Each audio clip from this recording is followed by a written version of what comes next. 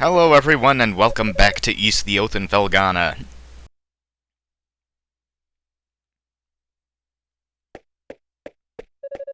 And now we get to see what role Sister Nell played in the whole thing.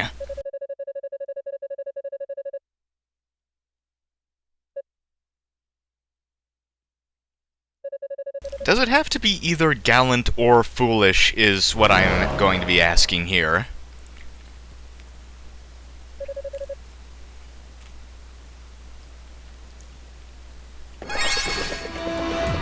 Okay, Dularn.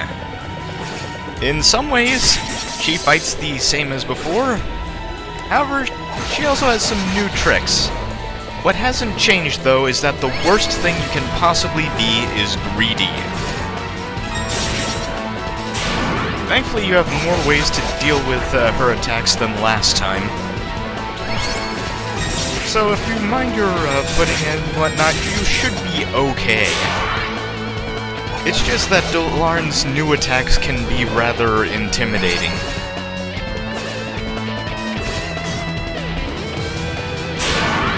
And you're probably gonna get hit a bit anyway.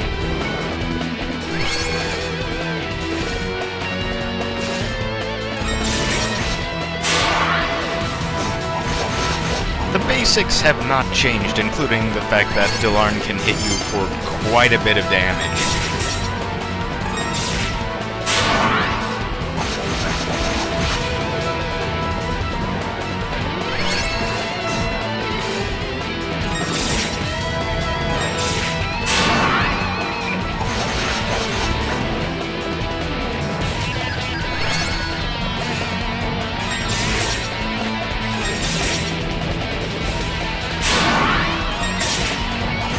So yeah, here we are at the entrance to the final dungeon, and Dularn, who has been hassling us for pretty much the whole game, finally comes to fight us for realsies this time. I'm glad that they actually decide to have villains in this version, you know, besides last-minute Garland reveal. Oh yeah. She has bits now. However, as long as you're moving, they shouldn't be too much of a trouble.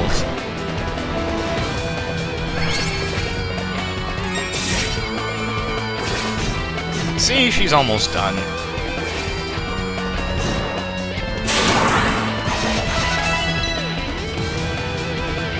And down she goes.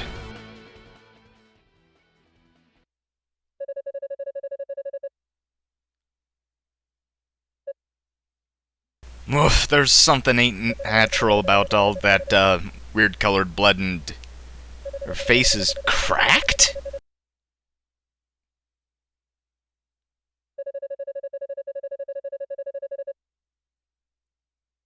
I do wonder what Nicholas saw at the Ilbrin's ruins.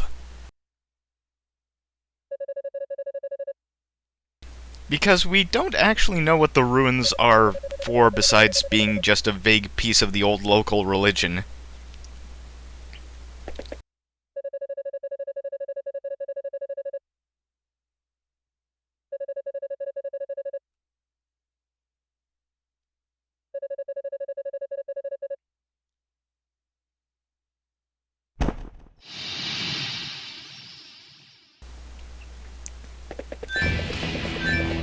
However, it did say in the mural that Galbalon either destroyed or subverted all of the old local gods of Felghana. So maybe Galbalon spoke to him there through the old channels. Okay, this is the final dungeon. It was actually shorter than I remembered it being. But that's only in gross time, because it seemed longer to me, because this place is a death trap. All of my deaths in my recording attempts for this area came from the regular monsters, not from the bosses around here. They can hit hard, they can hit fast, and they can hit you a lot.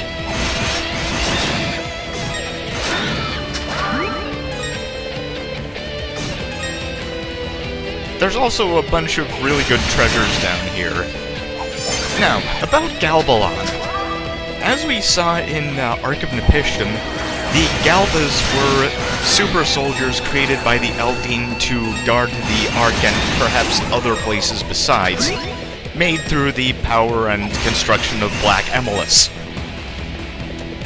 However, Galbalon itself is the super prototype Galba, which is why they only ever made the one of the kind we're going to be facing. It was just too strong to control, so they didn't want to repeat the experiment. And so it escaped across the ocean somehow, and wound up here in Felghana. However, Genos was able to defeat it, which led us to the mess we had now, because Genos was not strong enough to actually destroy Galbalon.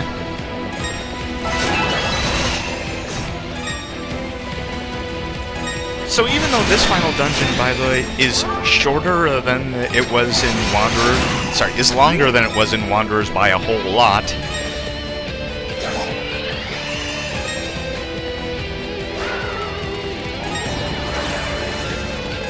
wait, I wasn't going anywhere with that. Never mind.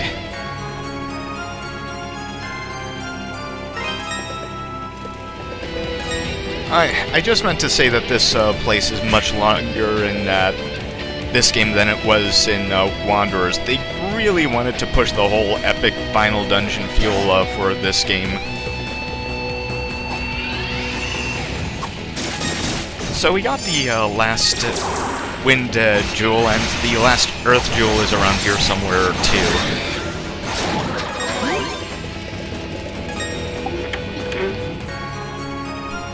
By the way, I was looking into Falcom's dealings, and even though Wanderers was supposed to be their big push into the West, there was actually a chance they might have had a publisher for their games in the West earlier than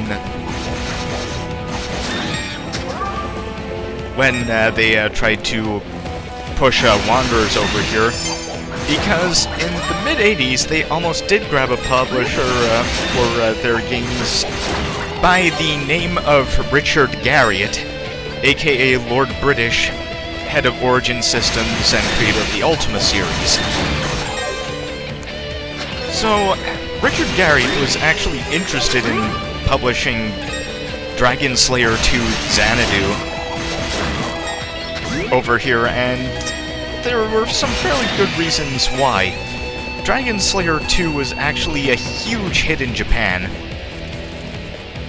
It ended up selling something like 400,000 copies, which was huge for a PC game in 1985.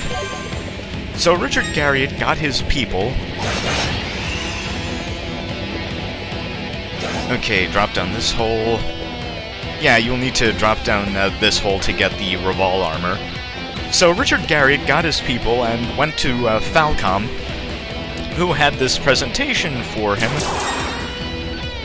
and things were going okay until something happened that derailed the meeting completely.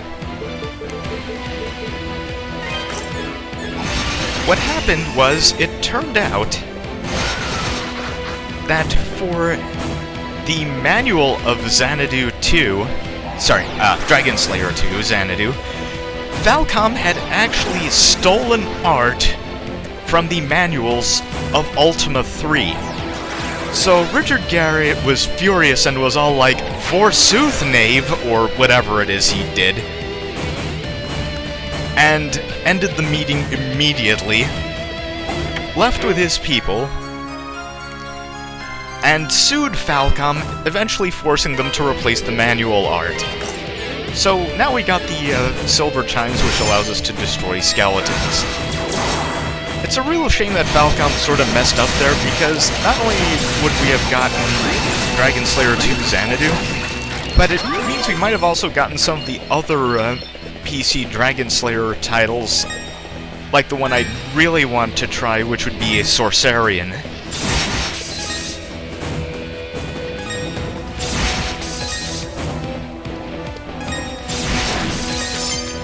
So anyway, now we can kill skeletons, which makes this thing only a little easier. We can still die really easily in this dungeon.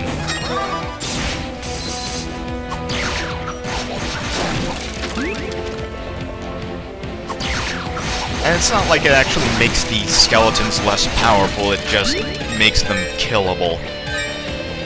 The big thing about skeletons is that they actually drop quite a bit of revolve when you destroy them. I love those transforming demon skulls. Even the endgame can have some real surprises.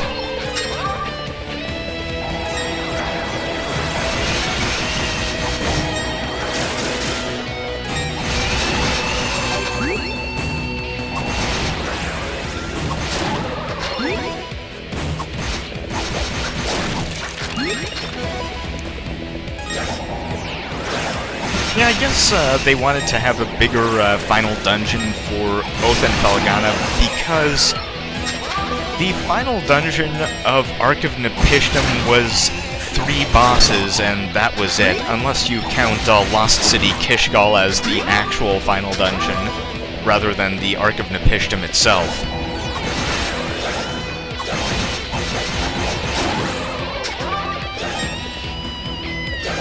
I don't know how Falcom develops things, they just seem to have their own way and thoughts about how game development is supposed to work. You know, like, try and make one huge game and then split it into 2 smaller ones when it doesn't work out. What gets me about that is that has happened at least twice.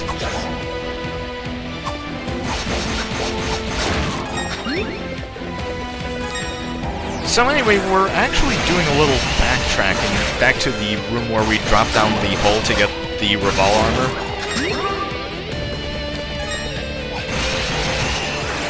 Because there are a couple of things I want to grab right there. I want to go into the final battles with the best of everything.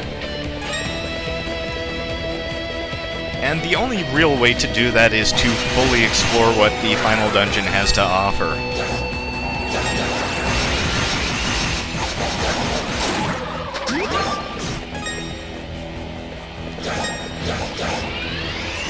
It's kind of a Falcom thing where the best equipment can only be gotten in the final areas of the game.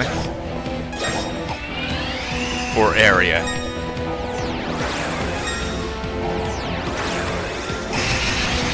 Okay, crack a skull.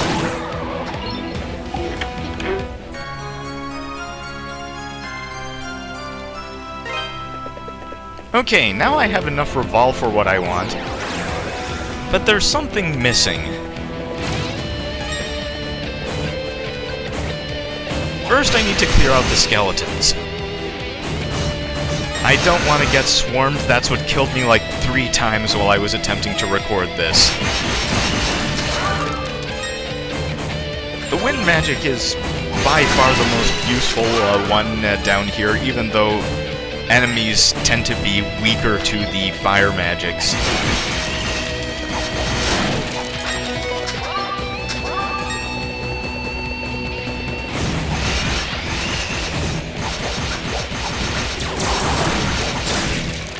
Not much here, just more skeleton bashing.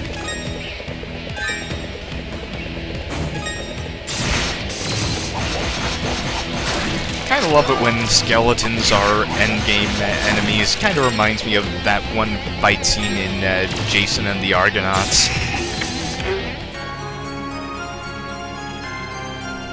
Okay. Now I'm going to explore a little that-a-ways just to see what's thereabouts.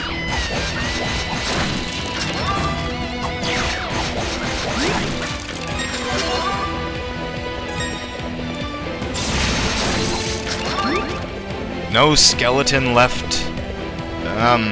Undead.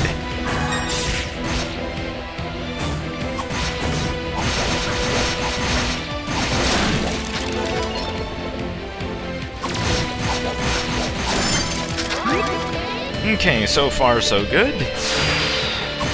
Oh. My body is not ready yet.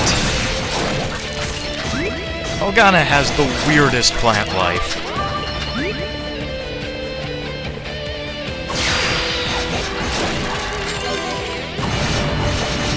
Yeah, this isn't working out. I'm just gonna have to ditch the dungeon and go back and do what I'm supposed to be doing.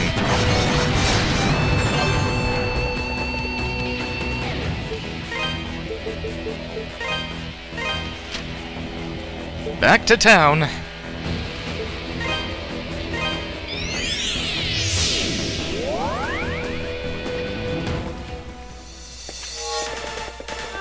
Okay, for what I wanted to do, I needed the hammer and 1,000 revolve.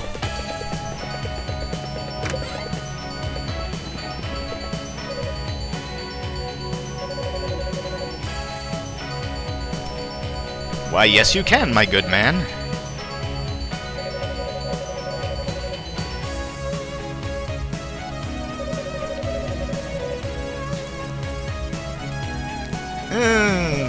Here and there. Fell off the back of a donkey cart.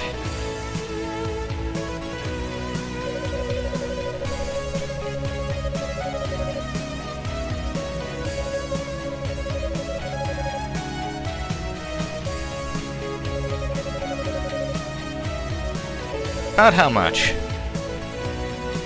Well, what do you know, my good man? Buddy. Adventurer.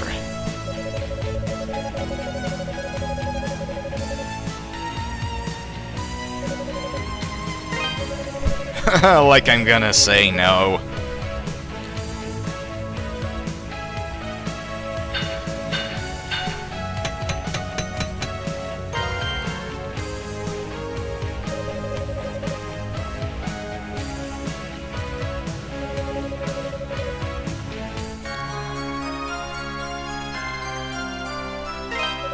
Okay, we now have the full top-tier equipment set.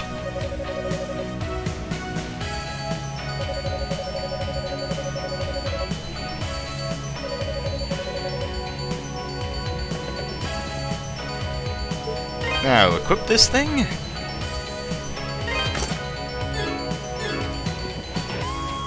Looking good. And I still have enough revolve to fix up something else. Yeah, I need the sword power.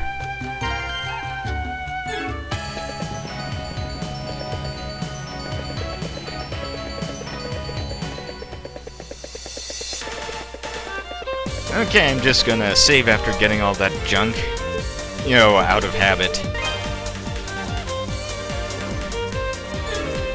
And I will be seeing you back where we were, in the dungeon on Genos Island. Okay!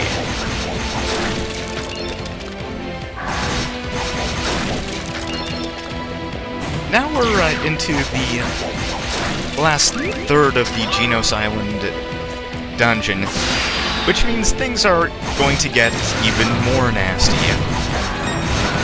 Plant mortars are probably the most dangerous thing in this part, but there are other more dangerous monsters a bit later.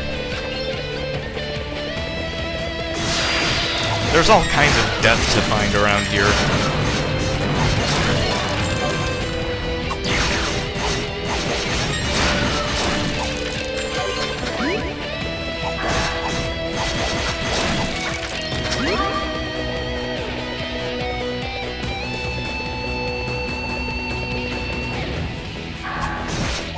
But there are still some treasures, too.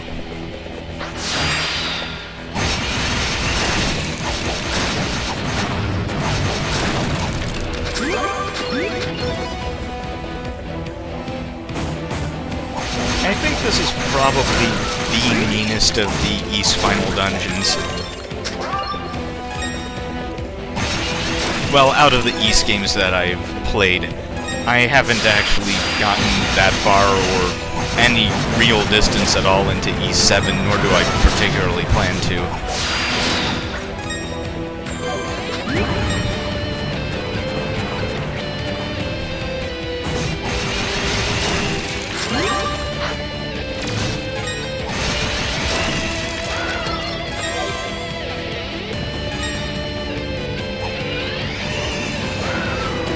Oh, and there's the strongest monster in the game, and he's really, really strong. In that he can do a lot of damage.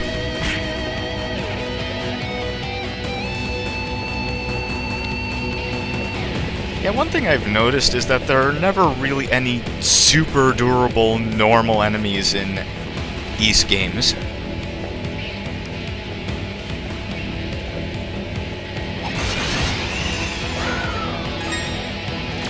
Okay, I'm going to need to make a bit of a trick jump.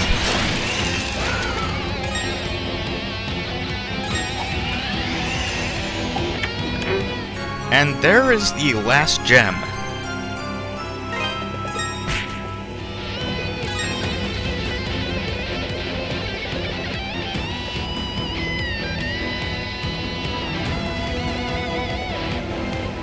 Okay, there's a bit of tricky platforming involved here thanks to these spike rollers who will make a much unwanted return in Ys Origin.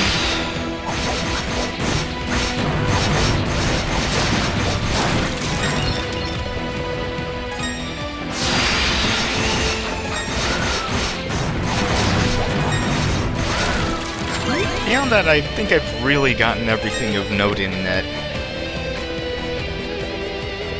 this dungeon. The rest is just a straight shot to the final boss.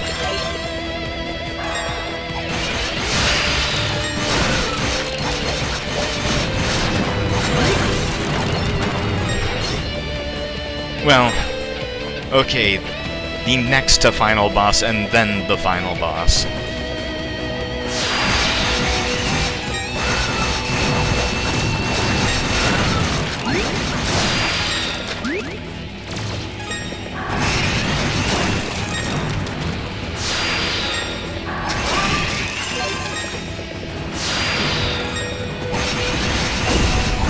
I don't know why I decided to fight absolutely everything.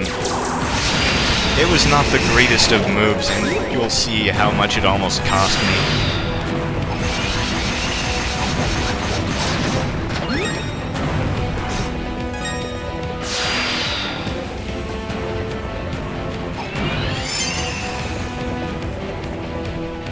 I was actually considering retreating from the dungeon right here. I decided to actually press my luck. Probably not the smartest decision I've ever made.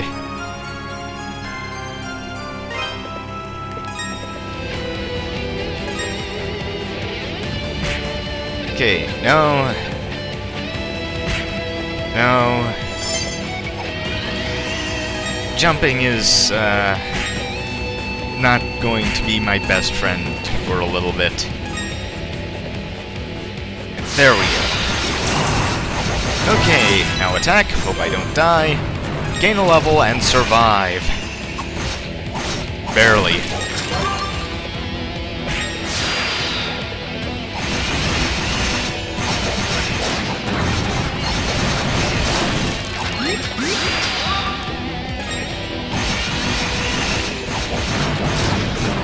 And I still need gold to fix up my equipment.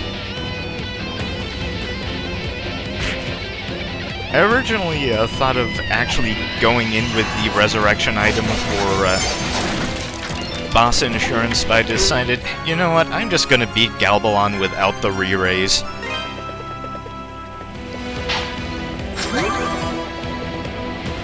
Okay, just drop down here.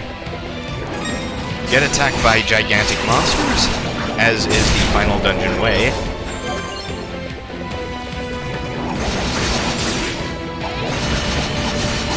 And there's only about this room and one more before the end of dungeon save point.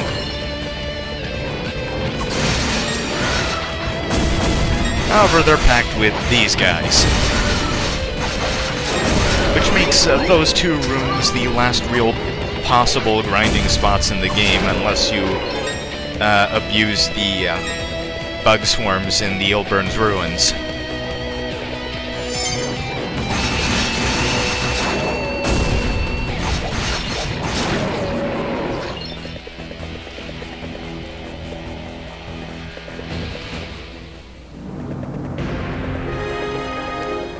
And here we are.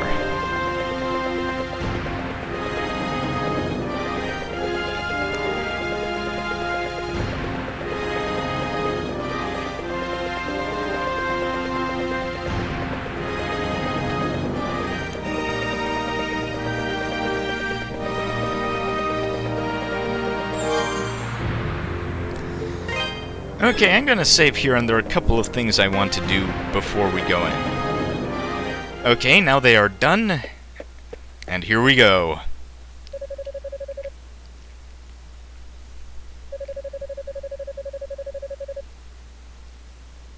Nope.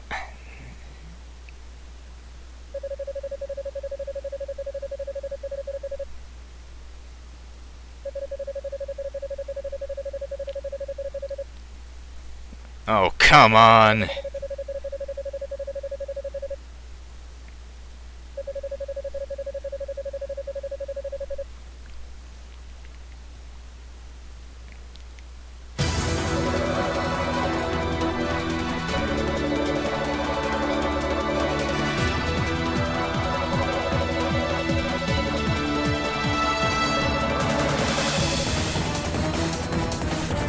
Oh, come on, Garland. What are you gonna do now? Knock me down?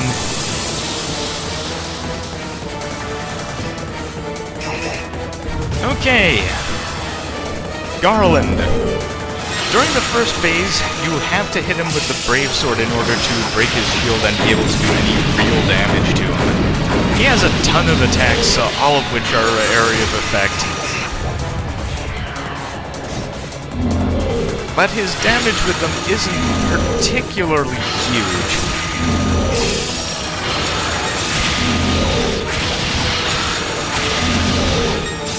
Huge damage can come later.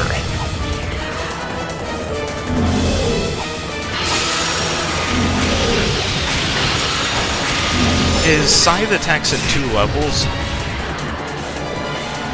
One low, one high, so you have to train yourself not to jump when you immediately when you see the scythe. Okay. Phase 2. He no longer uses the shield, but he has a bunch of other nasty tricks.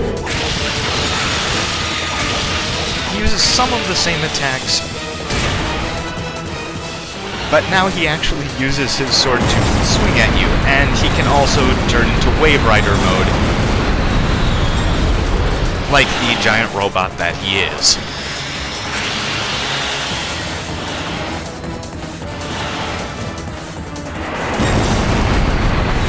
There are some times when you just aren't really going to be able to hit him. So you will have to be sometimes patient for an opportunity. Okay, stay away from him when he does this, because this is his command throw.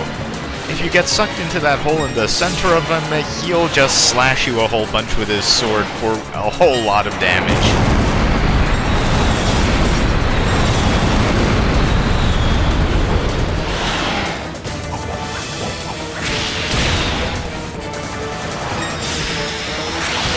And I really need to be more careful about his sword attacks.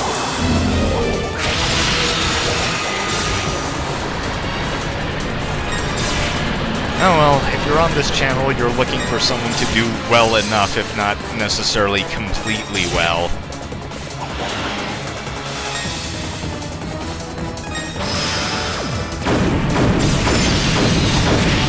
Okay. However, in time, if you can beat him up, there will be enough opportunities for that.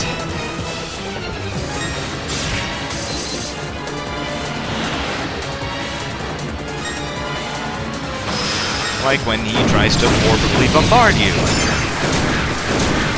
Now when you beat him, stay far away because he will explode. I don't know if it's instant death, but I don't want to find out. But Garland is done.